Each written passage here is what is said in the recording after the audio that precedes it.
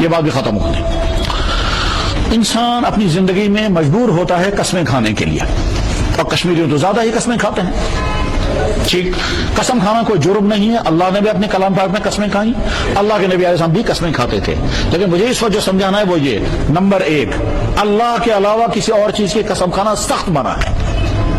راجہ کشمیری نبی کی قسم، کعبے کی قسم، 10 گز سبز پاتر، مشیدون قسم، بانسن قسم، کٹھو قسم، جوانیون قسم.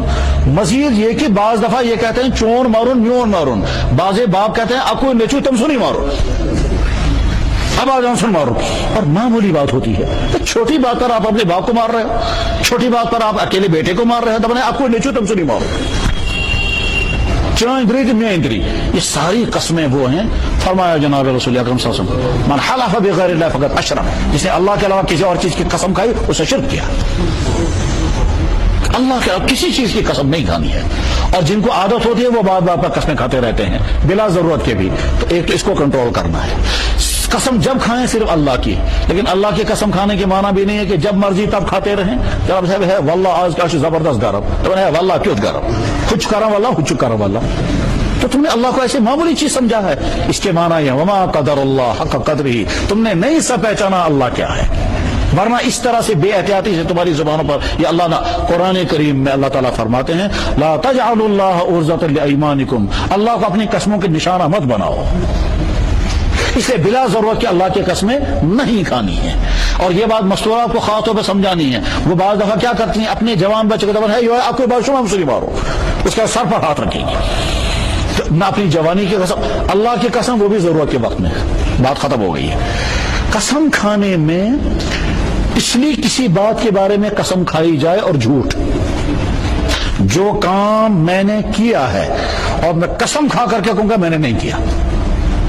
یس کام میں کرمز بکار قسم میں چھن کرمز، یس کام میں چھن کرمز بکھم قسم میں کرمز.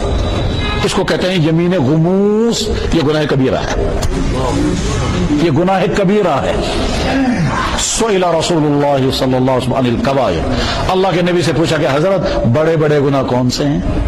آپ نے فرمایا الاشراک باللہ، اللہ کے ساتھ شریک ٹھہرانا، وعقوق الوالدین، ماں باپ کی نافرمانی کرنا، وقتل النفس، کسی انسان کو ناحق قتل کرنا، والیمین الغموس، اور یمین غموس وہ یہی ہے کسی گزشتہ بات پر جھوٹی قسم کھانا.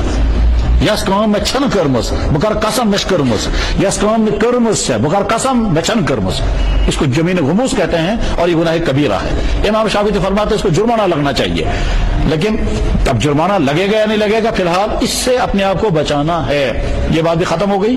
اس کے بعد جب انسان قسم کھائے آئندہ کسی چیز کے بارے میں، قسم اللہ کی میں یہ کام نہیں کروں گا، قسم تم تمسن کن رک بکار نہ یہ کام، قسم چم تمسن عزتک بکار نہ یہ کام، قسم چم ذوالجلال سن، ایک آدمی یہی کہتا ہے قسم چم رب ذوالجلال سن بکار نہ یہ کام.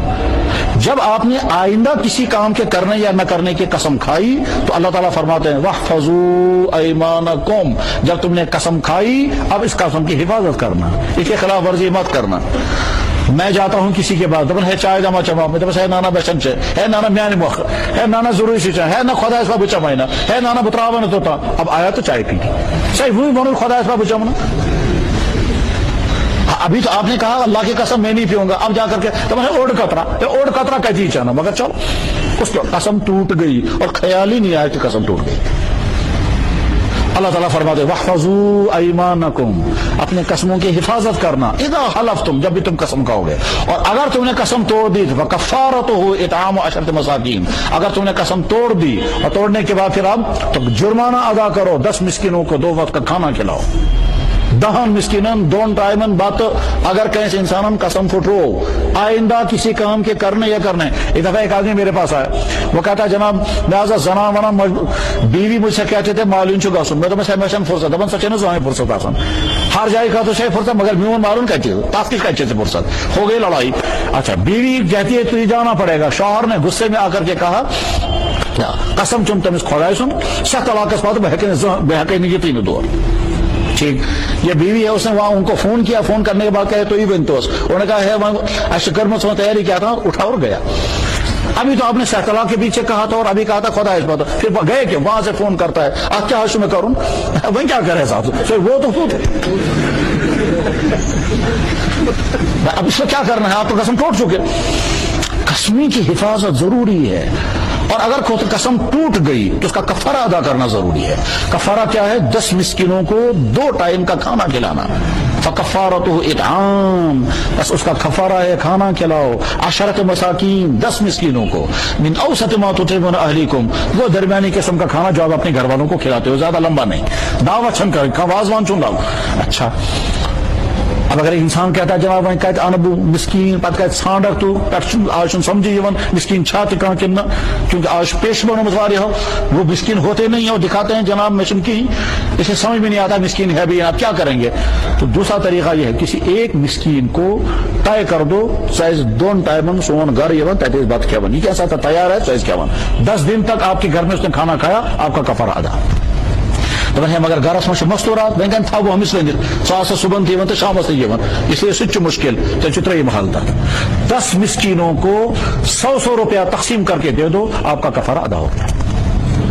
اس بات یہاں ہم کشمیریوں کے ہزاروں انسانوں کے کفارے کندھے پر باقی ہیں. قسمیں کھائی اور ٹوٹی اور کوئی کفارہ نہیں، قسمیں کھاتے ہیں ٹوٹتی ہیں کوئی کفارہ نہیں. یہاں کنسپشن ہی نہیں ہے کفارہ ادا کرنا ہے، یا تصور ہی نہیں ہے کفارہ ادا کرنے کا.